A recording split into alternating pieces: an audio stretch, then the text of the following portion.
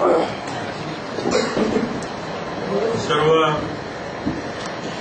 मीडियाच्या आणि पत्रकार मित्रांना घरातली दिवाळीच्या एका दिवाळीला काही येतात नाही. आज म्हटलं थोडा वेळ सर्वांना भेटावं दुपारी आलेलं आहे.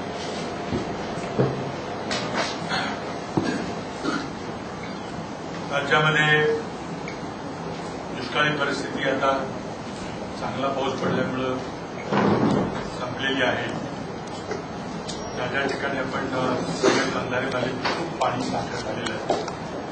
त्यातून आपल्याला पाण्यासंबंधीच्या नियोजनाची पुढील दिशा निश्चित करता येणार आहे. त्याचबरोबर विदर्भामध्ये प्रचंड मोठी अतिवृष्टी झाल्यामुळं खूप मोठं नुकसान झालं. शासनानं 2000 कोटीचं मदतीचं घोषणा केली, पण ती घोषणा केल्यानंतर पुन्हा काही ठिकाणी अतिवृष्टी झाली आणि दिवस एका बाजूला मदत करताना दरवर्षी होणारा पावसामध्ये बदल, त्यानंतर दरवर्षी होणारं नुकसान, यातून काहीतरी कायमस्वरूपी मार्ग काढला पाहिजे अशा तऱ्हेचं नियोजन केलं. खूप मोठ्या प्रमाणात पिकाचं नुकसान झालेलं आहे. शेतकऱ्यांना मदत करण्याचं मोठं आव्हान सरकार सुरू आहे. दुसरी महत्वाची गोष्ट म्हणजे जगात एक आर्थिक मंदीचं वातावरण आहे, त्याचा परिणाम भारतावर पण झाला आहे. 2004 मध्ये जेव्हा युपीए सरकार आलं त्या वर्षापासून ज्या गतीनं देशाची अर्थव्यवस्था प्रगती करत होती, 8-9% वार्षिक आर्थिक विकासाचा दर हा देशाच्या इतिहासामध्ये पूर्वी कधीही संपन्न झाला होता. एवढा गतीने विकास झाला. पर्यायाने केंद्र सरकारने राज्य सरकारकडे खूप मोठ्या प्रमाणात कराचं उत्पन्न आलं आणि आर्थिक सक्षमता निर्माण झाली. त्यात खूप विकासाचे मोठे मोठे प्रकल्प राबवतात. ग्रामीण विकासाकरता अनेक कार्यक्रम, आरोग्याकरता, शिक्षणाकरता, पायाभूत सुविधांच्या करता हा विकासाची गती जी होती 2008 साली सप्टेंबर महिन्यामध्ये अमेरिकेत एक मोठी बँक फेल झाली. त्यातून जो वैश्विक मंदीचा जो प्रकार सुरू झाला तो अजूनही काही त्यातून आपण बाहेर पडलेलो नाही. त्याचा परिणाम आपल्यावर झालेला आहे. 9%हून आता आर्थिक विकास जरा 5% पर्यंत आलेला आहे. त्याचा अर्थ कराचं उत्पन्न, नवीन रोजगार निर्माण होणं, या सगळ्या प्रक्रियेवर थोडासा अनिष्ट परिणाम झालेला आहे. रुपयाचं आपोआप अवमूल्यन झालेलं आहे. रुपयाची किंमत घसरलेली आहे. त्यामुळं आपण ज्या गोष्टी आयात करतो त्याची किंमत वाढलेली आहे. विशेषतः पेट्रोलियम पदार्थ 85% आपण कच्चं तेल आयात करतो, त्याला डॉलरमध्ये पैसे द्यावे लागतात. तर डॉलरची किंमत वाढली की रुपयाचा आपल्याला खूप अनिष्ट परिणाम होतो. त्याचा परिणाम महागाईवर होतो. ही एक जागतिक मंदीच्या वातावरणात आपण निश्चितपणे बाहेर पडू ही लागेल.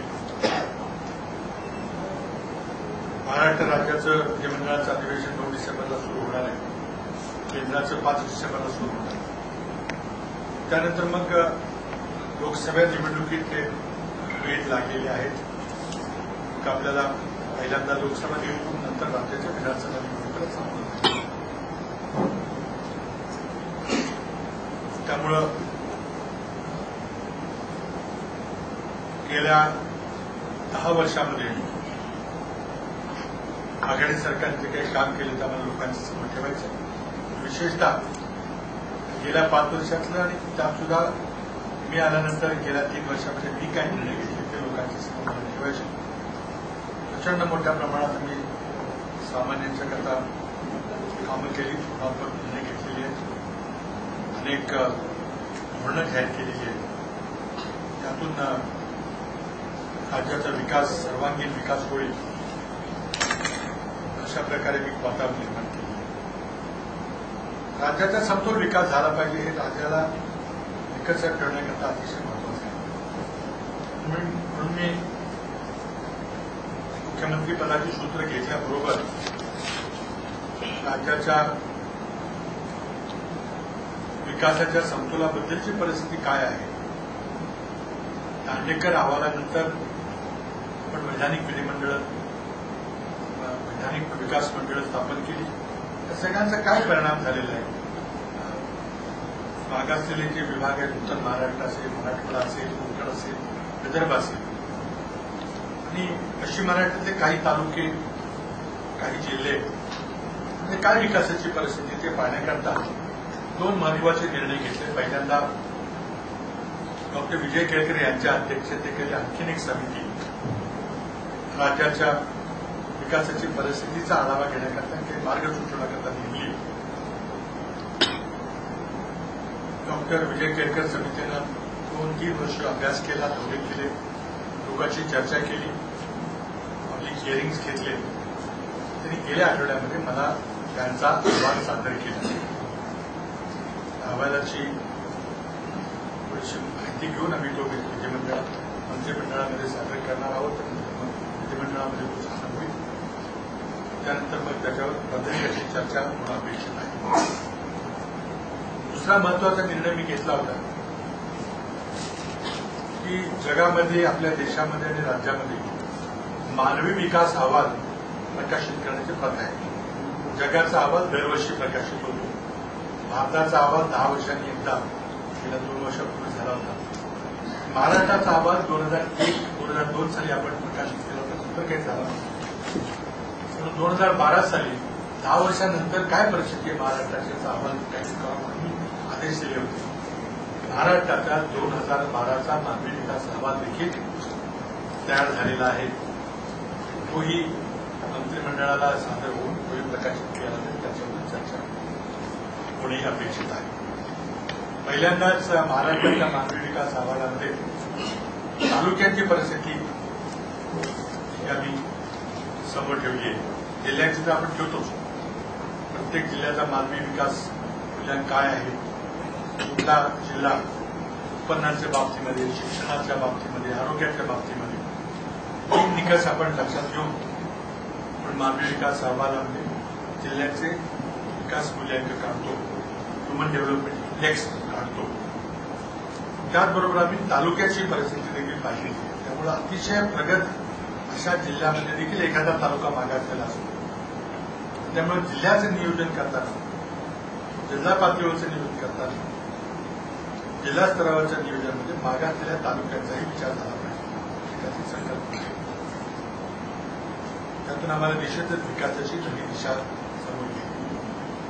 दुष्काळावर झालेला खर्च, अतिवृष्टीवर झालेला खर्च, त्यामुळे विकास कामांच्यावर थोडासा परिणाम झालेला आहे. काही विकास खर्चाला थोडीशी मर्यादा येण्याची शक्यता आहे. परंतु वाढतं कराचं उत्पन्न मिळालं तर मग आमच्या विकासामध्ये काही फार अडचण येणार नाही. विजेच्या दराबद्दल थोडी चिंता निर्माण झालेली आहे. नियामक आयोगानं विजेचे दर वाढवण्याकरता परवानगी दिली.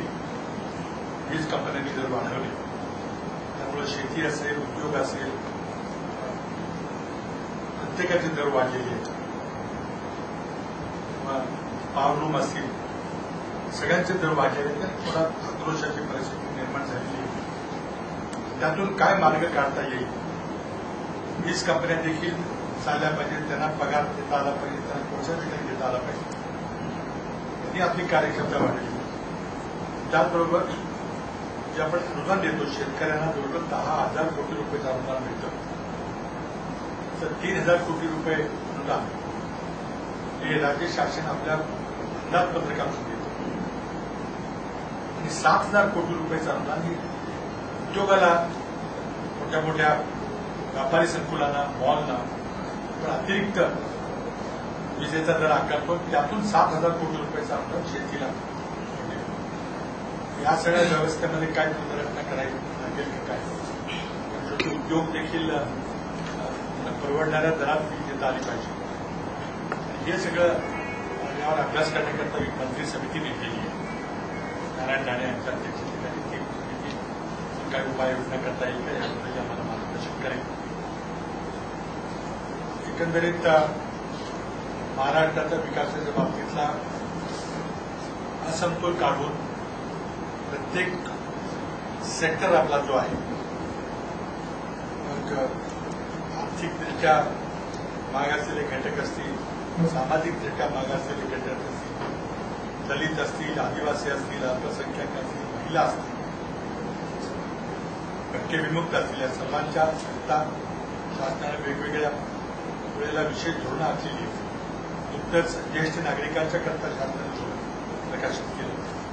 महिला धोरण जाहीर केले, त्याच्या आधी क्रीडा धोरण, युवक धोरण आधी प्रकाशित केलं होतं. नवीन उद्योग धोरण, नवीन वस्त्रोद्योग धोरण देखील गेल्या वर्षी राज्याला दिलं होतं.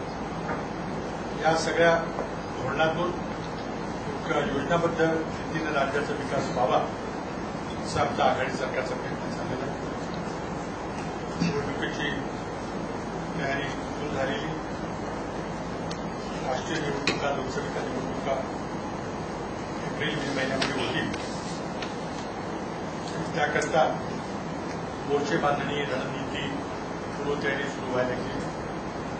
होत असताना विकास कामामध्ये फार अडथळा येऊ नये, विकास कामं होत राहिली पाहिजे, लोकांचे प्रश्न सुटत राहिले पाहिजे, लोकांच्या मागण्या, अपेक्षा, आकांक्षा काही लक्षात घेऊन आमचा येणारा जाहीरनामा करायचा आमचा प्रयत्न चालला आहे.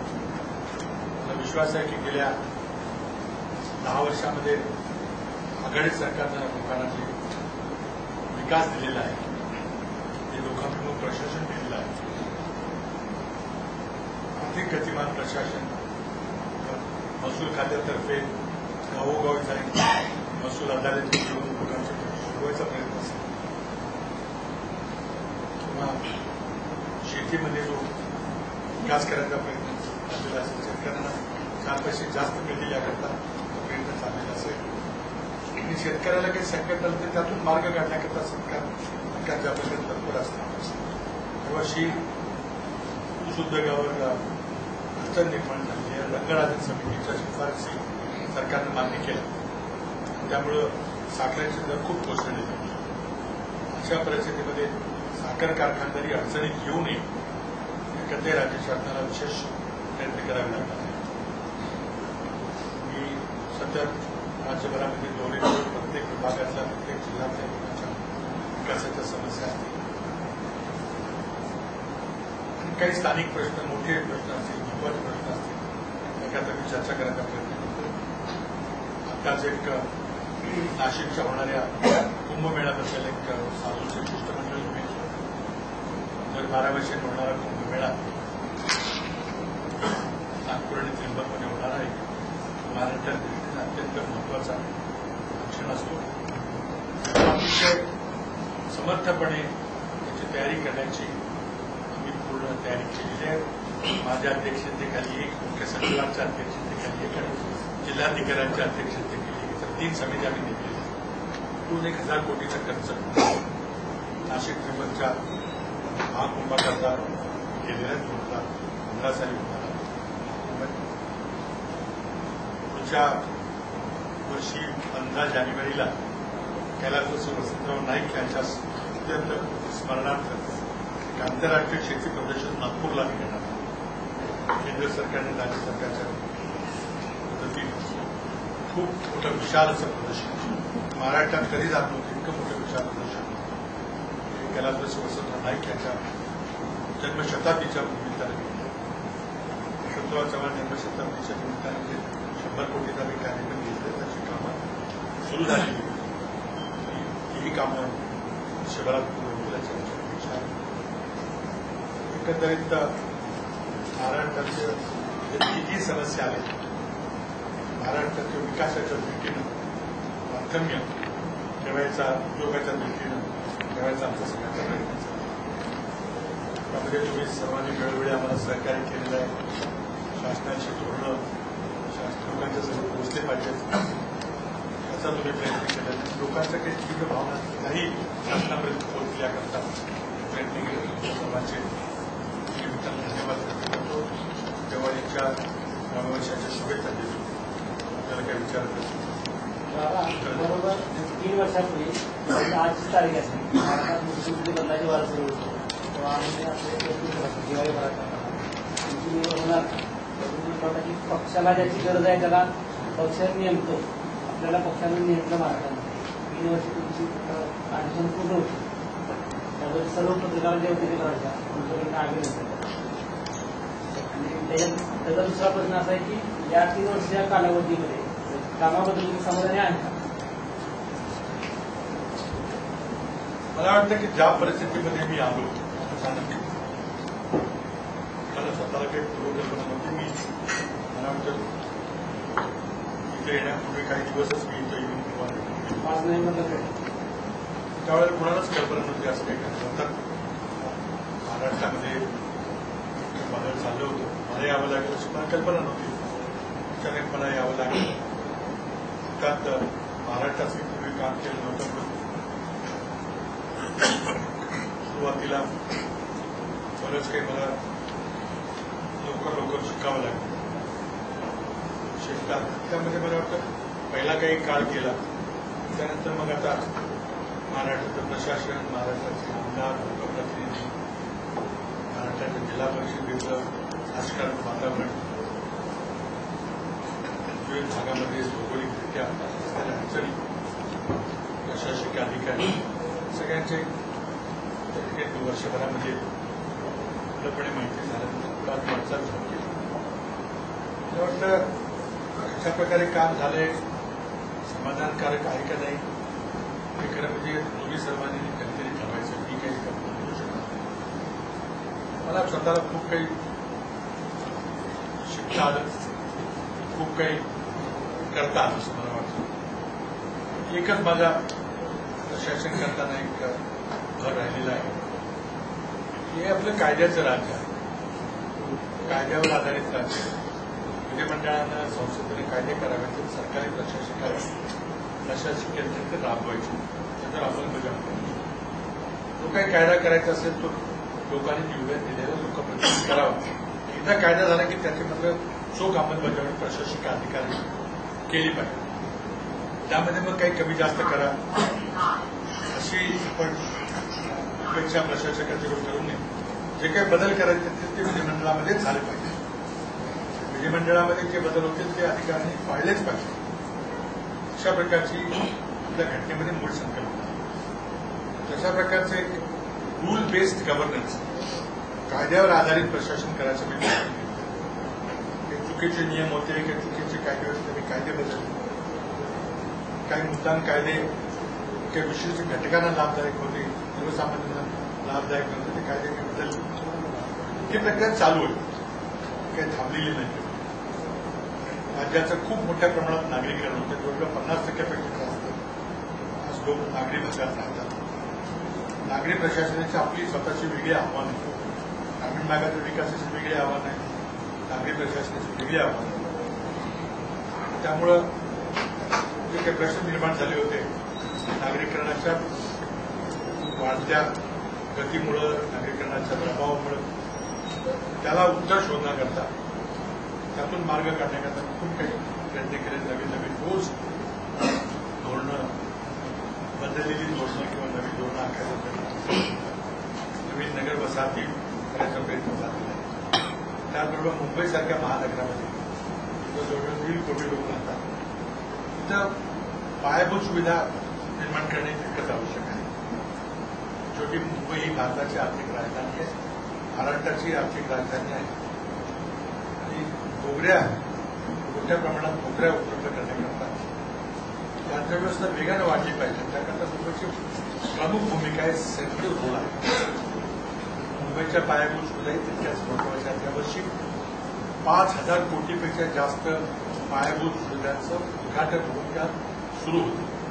त्यामध्ये मेट्रो रेल्वे, मोनो रेल आहे, ईस्टर्न फ्रीवे आहे, ज्यामुळं मुंबईहून पुण्याला यायचं वेळ जवळजवळ 40-50 मिनिटांनी कमी झाला आहे.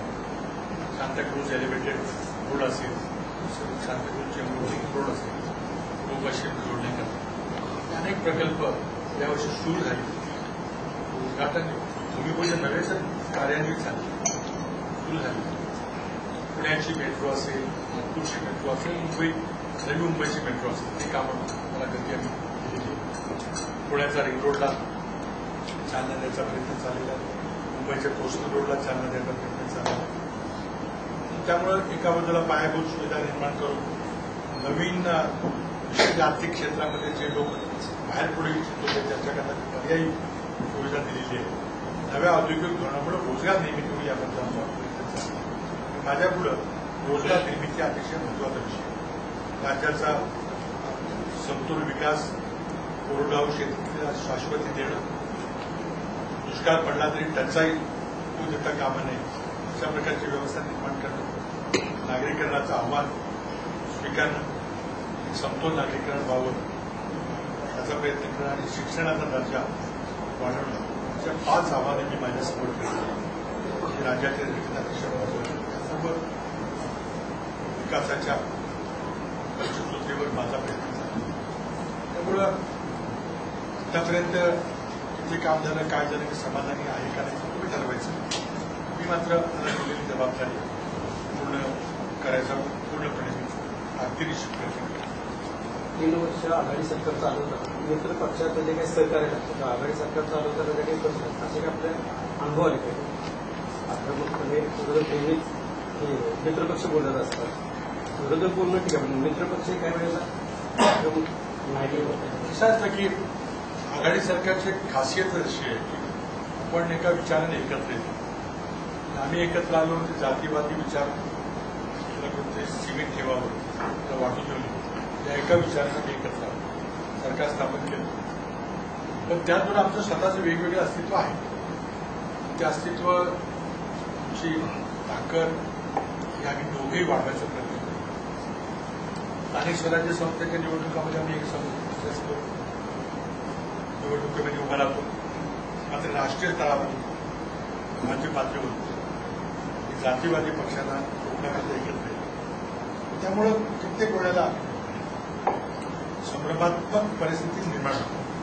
स्थानिक निवडणुकीमध्ये एकमेकांविरुद्ध आरोप प्रत्यारोप, लगेच राष्ट्रीय निवडणुकीमध्ये एका हाताला असा विरोधाभास कित्येक वेळेला आपल्याला दिसतो. आतापर्यंत गेली 10 वर्ष याप्रमाणे पुढे चाललं. त्यामुळे एका बाजूला आपला पक्ष मजबूत ठेवणं, आपल्या पक्षाचं अस्तित्व वाढवणं याचा प्रयत्न दोन्ही लोकशाही प्रत्येक गोष्ट. त्याचबरोबर एकत्र काम करतोय, आघाडी सरकार एकत्र चालू ते करताना एकमेकाशी सहकार्य करून विचार विनिमय करून निर्णय घेणं ही इतकंच अपरिहार्य दोन्ही गोष्टी आम्ही करतोय. आघाडीमध्ये हे तारेवरची कसरत करावीच लागते. दिल्लीमध्ये मी आघाडी सरकारमध्ये होतो, तिथे मी अनुभव घेतलेला आहे. त्यामुळं काही वेगळं काही नाही. काही प्रसंग येतात, पण शेवटी लोकांचं कल्याण व्हावं हा त्यातला उद्देश असतो.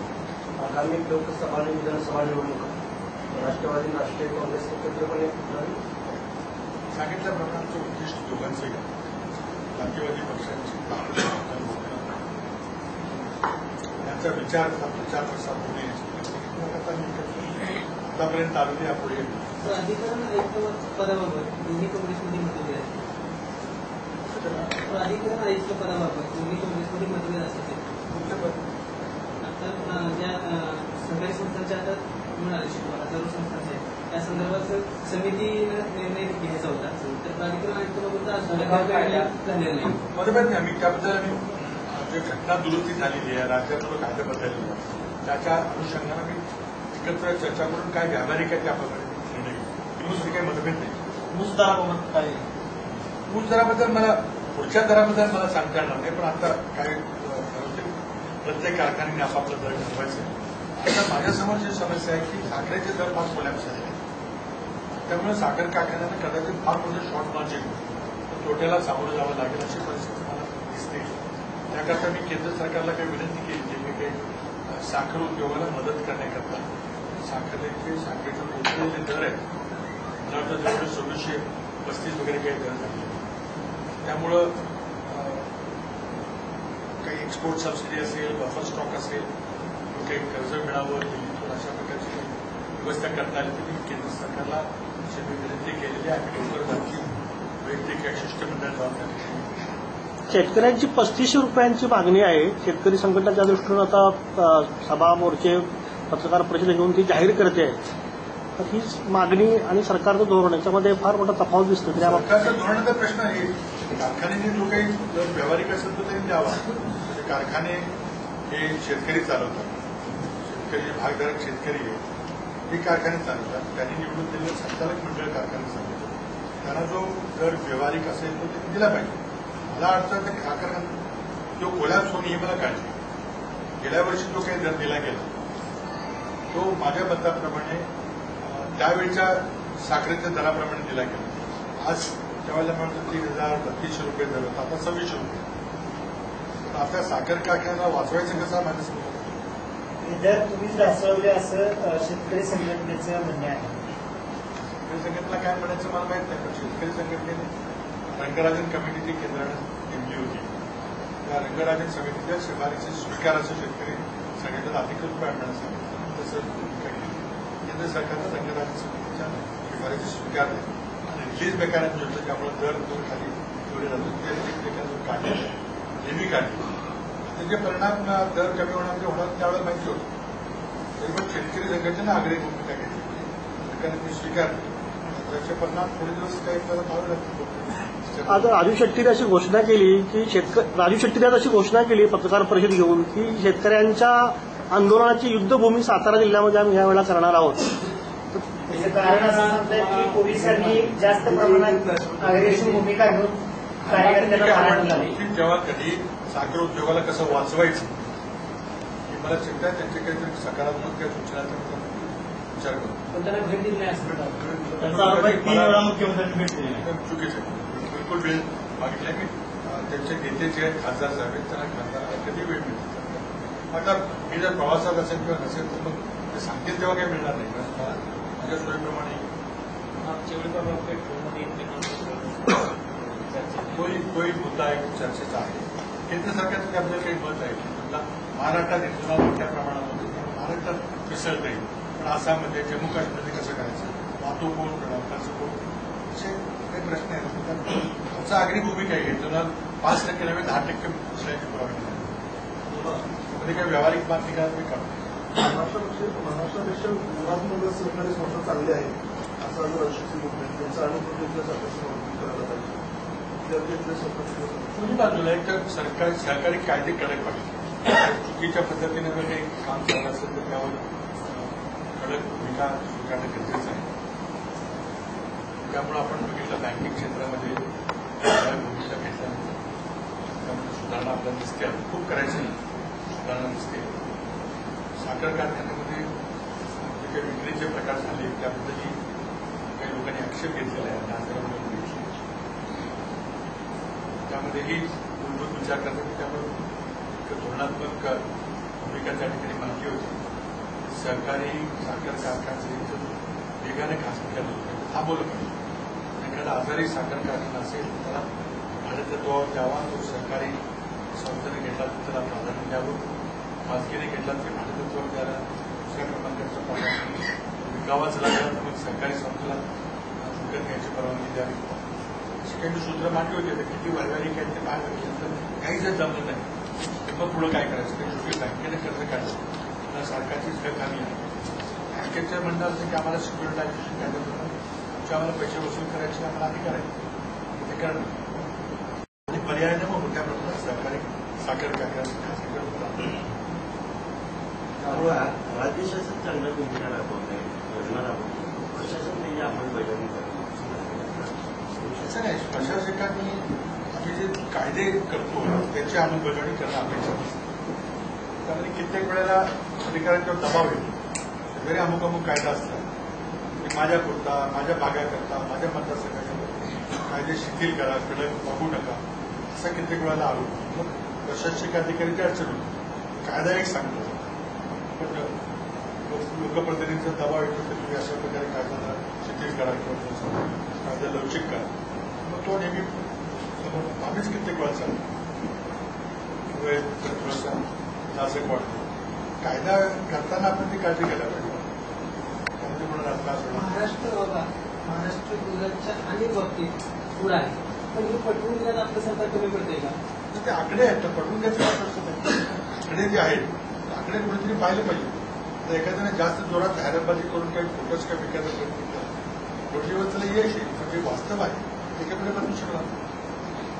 आज परदेशी गुंतवणुकीच्या बाबतीमध्ये चर्चा झाली, जवळजवळ 38% परकीय गुंतवणुकी देशातली परकीय गुंतवणूक आपल्याला मोठ्या प्रमाणात पाहिजे, ते आपण आकृष्ट करण्याचा प्रयत्न करतोय. कारण आपल्याला शेवटी परकीय चलनाची फार मोठं टंचाई बळ निर्माण झाली. 85% कच्चं तेल, 7 लाख कोटी रुपयाचं कच्चं तेल आपल्याला डॉलर घेऊन आयात करावं लागतं. कारण ते डॉलरचे काय आपण छापत तेवढी निर्यात झाल्यानंतर आपल्याला डॉलर मिळत. पण परकीय गुंतवणूक राहते तो एक डॉलरचा एक मार्ग असतो. आपण आकृष्ट करायचा प्रयत्न करतो देशात.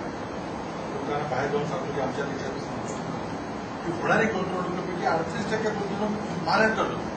गुजरातमध्ये 4-5% होते. कोण गुजरात प्रेफर करतात आणि कोण महाराष्ट्रात गुंतवणूक करायला इच्छुक आहे याकडे लोकांचा समोर आहे. नरेंद्र मोदींच्या आवाजाचे उत्तर देण्याची महाराष्ट्रातले कर्तव्यच आहे. मला तर काही प्रॉब्लेम केला मी करतात आगामी मोदी व्यक्तिगत महाराष्ट्र आपल्याकडे जाऊ द्या. काय मला काय प्रश्न. बाबा, महाराष्ट्रातील काही उद्योग कर्नाटकामध्ये जात आहेत. महाराष्ट्रातील काही उद्योग कर्नाटकामध्ये जायला लागलेत इथल्या जातं काठीमुळे, काही गुजरातमध्ये जायला लागलेले आहेत, असा एक इथल्या उद्योजकांचा एक शासनावरती राग आहे. या बाबतीत आरोप आहे. खरं म्हणजे काय की आमच्या बाबतीमध्ये विजेच्या दरातले जास्त आहेत, त्यामध्ये काही दुमत नाही. मी पहिल्यांदा प्रत्येकाला 24 तास वीज पुरवठ्याचा निर्णय घेतला. त्याकरता राज्यात जेवढी वीज उपलब्ध त्यांनी करतोय, बाहेरून विकत घेतोय. त्यामुळे मला जो मागेल त्याला 24 तास आणि 7 दिवस वीज द्यायची आमची क्षमता निर्माण झाली. काही राज्य आहेत त्यांचे विजेचे दर आमच्यापेक्षा कमी आहे. तामिळनाडू असेल, कर्नाटक असेल. पण तामिळनाडूमध्ये आठवड्यात फक्त 5 दिवस वीज दिली जाते. त्यानंतर डिझेलची वीज त्याला 2 दिवस घ्यावी लागते. कर्नाटकमध्ये वीज नाही. वीज नसताना वीज दर कमी प्रमाणात काम केलं. आज फक्त इथं कोळसा भरपूर आहे, असं छत्तीसगड, मध्य प्रदेश, काही थोड्या प्रमाणात गुजरातच्या विजेच्या बाबतीमध्ये दराच्या बाबतीमध्ये महाराष्ट्रासाठी पुढे. आज आम्ही इतक्या मोठ्या प्रमाणात आज कुठलेही राज्य शेतकऱ्यांना 10,000 कोटी रुपयाची सबसिडी देते का तुम्ही सांगा. आज गुजरात सरकार देते का शेतकऱ्यांचं? आज राज्यामध्ये 82% शेतकरी कोरडवाहू शेतकरी, वीज कमी वापरतात. त्या शेतकऱ्याला आपण जर सबसिडी दिली नाही, त्याला सांगितलं व्यापारी मला 5-5.5-6 रुपये विजेचा खर्च येतो वीज विकत घेण्याचा किंवा निर्माण करण्याचा. शेतकऱ्याला आपण 1.25 रुपये देतो. ही तूट आहे. तूट आपण उद्योगाकडून घेतो, आपण सरकारच्या बजेटमध्ये घेतो. आज मला सांगा कुठलं राज्य, गुजरात किती सबसिडी देतो? गुजरातच्या दुप्पट सबसिडी आपण शेतकऱ्याला देतो. याचं कर्तव्य म्हणून देतो. त्यामुळे मग विजेचे दर उद्योगाचे जास्त गोष्ट आहे. त्याला अर्थ असा की कोण उद्योग सोडून जातोय असं नाहीये. कर्नाटकमध्ये गेला तरी वीजच नाही. कांद्याच्या दराबाबतीत कांद्याचा दर वाढतोय, त्यामुळे शेतकऱ्यांना कांद्याचा दर तर शेतकऱ्यांना फायदा होतोय, पण ग्राहकांना ते नको वाटतोय. तर ह्या दोन्हीमध्ये सरकारची नेमकी भूमिका काय? असे की शेतकऱ्यांना जेव्हा दर खाली पडतात तेव्हा त्यांच्या बदललेली कोणी येते. सरकारला शेवटी काहीतरी करावं. या सगळी पिकं आहेत ती पावसावर, हवामानावर खूप अवलंबून असतात. अतिवृष्टीमुळे कांद्याचं उत्पादन कमी झालं, कांद्याची आवक कमी झाली, हे वास्तव आणि एक भाग झाला. दुसरा भाग केंद्र सरकारने, राज्य सरकारने शेतकऱ्याला, विशेषतः कांदा उत्पादक शेतकऱ्याला काही दिवस कांदा त्याला आपल्याला साठवून ठेवता यावा किंवा त्याला कांदा जर काही थोडा जुना झाला की किमती वाढतात, पण आपण कांदा चाळी करायला आपण पैसे दिली, अनुदान दिलं. तेव्हा नाशिक भागामध्ये काही पुणे जिल्ह्यामध्ये शेतकऱ्यांनी आपल्या रानात कांदा चाळी तयार केली, तिथं कांदा वाढवण्याकरता सोय केली. आता त्याला आपण होल्डिंग म्हणू शकणार नाही, त्याला जमाखोरी किंवा काळाबाजारी म्हणू शकणार. शेतकऱ्यांना आपला माल कधी बाहेर काढायचा तो शेतकऱ्यावर आहे. त्यामुळं मोठ्या प्रमाणात होल्डिंग होतंय कांद्याचं, काळाबाजार होतोय असं म्हणणं योग्य नाही. काळाबाजार जर व्यापाऱ्यांनी केला किंवा व्यापाऱ्यांनी आपल्या गोदामात कांदा तो जर बाहेर नाही काढला तर तो आम्ही ऍक्च्युअली कडक आहे. जर दिल्लीमध्ये 100 रुपये कांद्याचा दर होता त्यावेळेला महाराष्ट्रामध्ये 40, 45, 50 रुपये दर होता. दिल्लीच्या मुख्यमंत्र्यांना फोन करून विनंती केली तुम्ही तुमची माणसं पाठवा, मी तुम्हाला इतकं कांदा 40 रुपयाला देऊ, वाहतूक खर्च 3 रुपये, 24 तासात ट्रक पोहोचतो. तिथं मंडीमध्ये काहीतरी थोडंसं कांद्याची दर कमी होण्यामध्ये मदत होईल. तरी आपले एक 3 अधिकारी तिथे पाठवले, त्याला आम्ही सगळं नेऊन दाखवलं. शेतकऱ्यांच्या ज्या एपीएमसी आहेत तिथं आम्ही त्यांना डीलर सांगितलं. त्यांनी कांदा काही विकत घेतला नाही. आंध्र प्रदेश सरकार, तामिळनाडू सरकारचे अधिकारी नाशिकच्या एपीएमसी मध्ये तिथं मार्केट कमिटीमध्ये बसलेले असतात, तिथून ते डायरेक्ट कांदा खरेदी करून. आमचा उद्देश असा आहे की शेतकऱ्याला एक चांगला दर मिळाला पाहिजे, ग्राहकाला कमीत कमी किमतीमध्ये कांदा मिळाला पाहिजे. मिडल मॅन जो मध्यस्थ आहे त्याचा गुण कमीत कमी तर वाहतूक खर्च येणार, काही कांदा खराब होणार, काही कांदा उचलून पोत्या ठेवायला खर्च येणार, हा थोडासा होणार खर्च. दलालांची नफाखोरी थांबली पाहिजे, त्याकरता दोघांनी प्रयत्न केला पाहिजे. तर प्रत्येक वेळेला बाबा निवडणुकांच्या तोंडावरतीच कांद्याचे दर वाढतात, हा काय प्रकार? कांद्याचा तर निसर्गाचा नियम आहे. आता आवक सुरू झाली, आता पुढे दुसरं विचारणार आहे, मग शेतकऱ्याचे हाल होते पुढे विचारणार कांद्याचा दर काय झाला. ते सायकल आहे. राज्य महिला योजना आपल्या आणि मालेगाव टाकांची मदत आहे. बिलकुल नाही, चुकीच आहे. ते योजना झालेलं आहे, त्याचा नेता चर्चा चालू आहे आमची. त्यामध्ये प्राधिकरण वगैरे करायचं आहे. ज्या निवडणुकीत अधिकृत पुढे ढकलले जातात असं आम्ही त्याबद्दल राजकीय निर्णय घेऊन घटना दुरुस्ती आणि राज्याचा सरकार खाते यांच्या फ्रेमवर्कमध्ये याचं सगळं निर्णय राजकीय निर्णय विधान पक्षाच्या बरोबर जागा वाटपाचा गोर मिटला, गोळ नव्हतात भेटायला करतो.